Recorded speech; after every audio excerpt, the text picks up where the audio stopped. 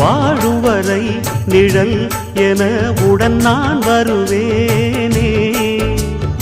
ஏழ் பிறப்பும் உயிர் துணை உனை நான் பிரியேனே.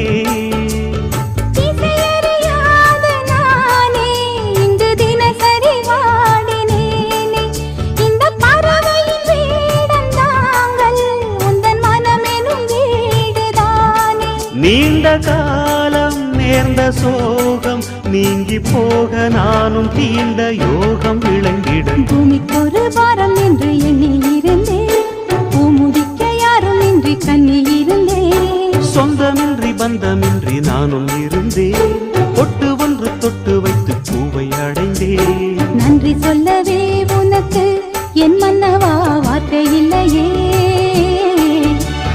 தெய்வம் என்பதே